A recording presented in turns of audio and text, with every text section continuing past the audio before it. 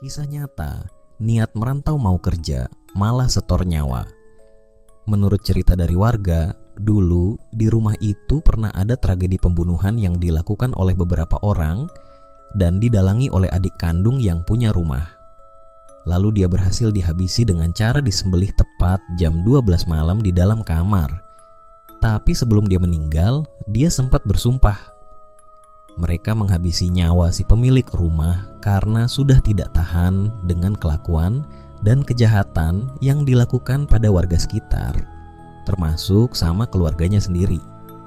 Dan setelah menentukan waktu yang tepat, berdasarkan anjuran dari orang-orang yang tahu ilmu kebatinan, di malam kelahirannya, jadi malam tragisnya.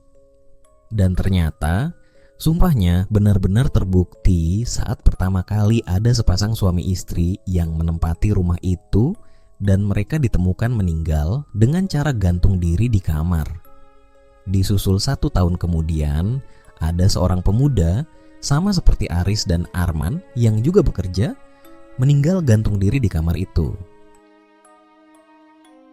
Nah, jadi ini saya dapat kiriman cerita yang mana ceritanya itu mengisahkan tentang 2 orang yang mengalami kejadian tragis ketika merantau. Bukan tanpa alasan, mereka merantau itu untuk kerja.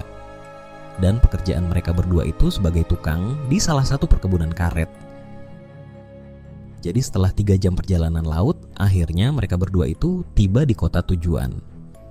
Nah, dikarenakan tempat proyeknya itu agak pedalaman, jadi mereka itu harus naik beberapa kali angkutan umum sebelum akhirnya sampai di rumahnya Pak Anam.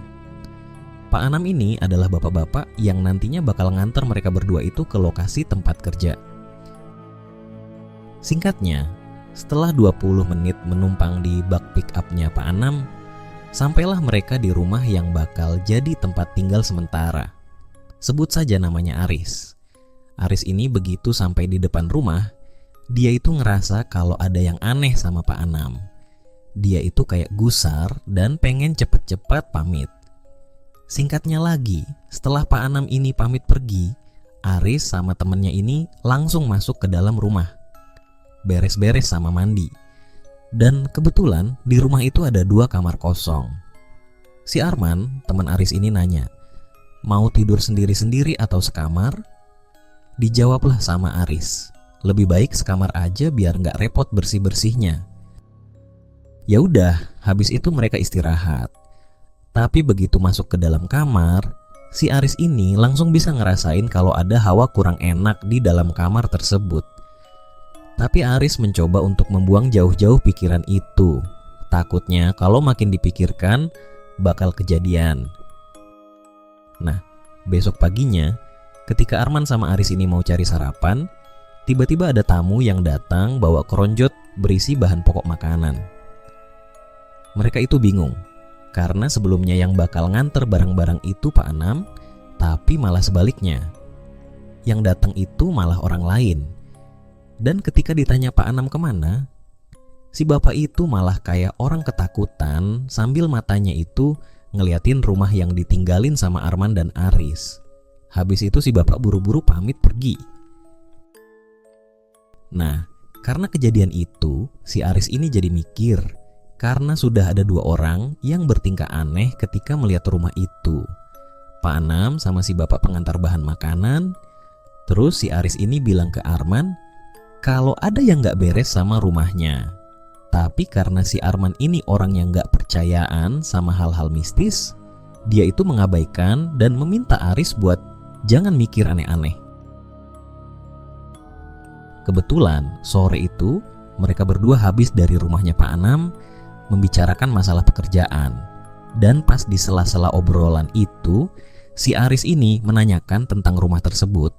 Tapi jawaban Pak Anam ini kurang mengenakan, seolah-olah Pak Anam itu gak mau bahas tentang rumah itu dan malah meminta Aris dan Arman buat segera balik karena sudah mau malam. Ya udahlah, akhirnya mereka berdua pulang. Di tengah-tengah perjalanan, mereka berdua itu sempat ketemu sama bapak-bapak dan mereka sempat ngobrol karena si bapak itu baru pertama kali ngeliat Arman sama Aris.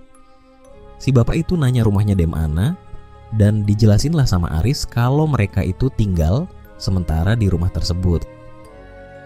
Terus si bapak itu malah agak kaget dan menyarankan mereka berdua itu untuk pindah rumah. Tapi karena mereka berdua itu cuman perantau dan rumah itu juga cuman rumah sementara, jadi mereka itu nggak bisa apa-apa. Nggak lama setelah itu mereka pamit pulang. Begitu masuk rumah, si Aris ini langsung ngerasa kalau ada hawa-hawa aneh lagi. Aris ini juga sempat melihat kalau ada bayangan orang yang lagi duduk di kursi ruang tamu, tapi pas Arman nyalain lampu ruangan, tiba-tiba bayangan orang duduk itu hilang gitu aja. Awalnya Aris ini mau cerita ke Arman, tapi nggak jadi. Di situ Arman sama Aris sempat ngobrol bentar sambil sebat di ruang tamu. Dan nggak lama kemudian, si Arman ini pamit mau tidur duluan. Karena nggak mau sendirian di ruang tamu, si Aris ini juga buru-buru masuk kamar. Tapi pas dia matiin lampu ruangan, dia itu ngeliat lagi ada bayangan orang lagi duduk di kursi sambil menghadap ke arah pintu. Nah, ngeliat itu Aris ini takut dan langsung masuk kamar. Setelah itu Aris ikut tidur. Tapi gak lama kemudian si Aris ini tiba-tiba kebangun. Dia itu dengar ada suara orang yang mendengus sama ngorok di sampingnya. Dan pas ditoleh ke samping, yaitu si Arman yang lagi tidur. Tapi anehnya, di situ suara dengkurannya tiba-tiba hilang, tapi diganti sama Aris yang ngecium aroma darah. Ngerasa kalau ada yang gak beres, si Aris ini langsung buru-buru narik dan nutupin tubuhnya pakai selimut. Pokoknya berharap malam itu si Aris ini cepat-cepat tidur. Singkatnya, pagi pun tiba. Dan hari itu adalah hari pertama mereka kerja di perkebunan. Harapannya si Aris ini setelah sibuk dengan pekerjaannya bisa ngelupain kejadian-kejadian yang dia alami sebelumnya, tapi ternyata nggak bisa. Masalahnya, pas jam istirahat tiba, si Arman sama Aris ini ketemu sama bapak umur 60-an di kantin perkebunan. Dan setelah si bapak itu tahu kalau mereka tinggal di rumah itu, dia itu langsung nyuruh Arman sama Aris buat pindah rumah. Katanya suruh nyari rumah-rumah milik warga yang dekat sama lokasi kerja. Dan si bapak itu juga bilang kalau dia itu kasihan sama Arman sama Aris. Kasihannya kenapa? Gak dijelasin. Jadi bikin si Aris ini makin kepikiran. Sebenarnya di rumah itu ada apanya, karena dia udah melihat dan mendengar secara langsung dari 3 orang. Nah di situ Arman sama Aris sempat debat lagi setelah si bapak tadi pergi. Intinya si Aris ini ngasih tahu ke Arman kalau udah ada 3 orang yang nyuruh mereka itu buat pindah rumah. Tapi lagi tua si Arman ini ngeyel dan gak percaya karena si Arman ini belum ngalamin sendiri. Singkatnya, mereka dah pulang. Jam kerja dah selesai, si Arman pamit mau mandi. Terus si Aris ini nungguin di depan kamar mandi sambil sebat. Jadi posisi kamar mandi yang ada di rumah itu di belakang, kepisah sama bangunan utama. Karena kalau mau nunggu di ruang tamu, dia itu takut. Awalnya nggak ada yang aneh, tapi nggak lama kemudian, pas Aris ini masih duduk sambil nungguin Arman, tiba-tiba si Aris ini ngecium bau amis cairan merah. Si Aris kaget, sambil nyari sumbernya di mana. Nah, nggak sengaja pas pandangan Aris ini menyapu ke sekeliling, Aris ini ngelihat ada sosok yang lagi berdiri di bawah pohon kelapa. Aris juga nggak tahu sejak kapan ada orang di sana. Aris juga lihat dengan jelas kalau sosok itu laki-laki yang nggak pakai baju, rambutnya gondrong, dan ada tatonya di lengan kanan dan dadanya. Dan sosok itu tatapannya kayak marah. Di situ si Aris ini tiba-tiba nggak bisa gerakin tubuhnya ketika sosok itu menatap Aris. Sampai tiba-tiba si Aris ini dikejutkan sama Arman. "Kamu kenapa, Aris?" tanya Arman. Terus si Aris ini nggak bisa jawab. Dia itu cuman ngasih isyarat dengan matanya yang menyorot kerah sosok itu. Tapi pas Arman ngarahin pandangan ke arah yang dimaksud Aris, dia itu nggak lihat apa-apa. Tapi di situ Aris masih ngeliat kalau sosok itu masih berdiri di bawah pohon sambil melototin Arman. Karena si Arman ini nggak lihat apa-apa, dia itu langsung masuk ke dalam rumah, ninggalin si Aris sendiri di depan kamar mandi. Setelah itu sosok itu juga hilang. Singkatnya, Aris sama Arman ini lagi di meja makan, mau makan malam. Nah di situ si Aris ini juga sempat bilang lagi ke Arman kalau nyaranin buat pindah rumah aja. Tapi si Arman ini tetap kekeh sama keputusannya. Kalau dia nggak mau pindah, repot katanya. Nah, habis makan, si Arman ini ninggalin Aris di dapur. Terus si Aris ini masih beres-beres piring. Tiba-tiba, nggak lama dari itu, si Aris ini dengar ada suara benda jatuh dari arah kamar. Awalnya Aris ini mikir, mungkin kelakuan Arman. Tapi sedetik kemudian, Aris dengar lagi suara benda jatuh tapi dibarengi sama si Arman teriak-teriak. Nah, buru-buru tuh si Aris nyamperin Arman ke kamar. Begitu masuk, si Aris ini ngelihat si Arman dah duduk di lantai sambil senderan di depan kasur. Wajahnya Arman pucet, tubuhnya gemeteran sama tatapannya itu kosong ngarah ke barang-barang yang pada jatuh.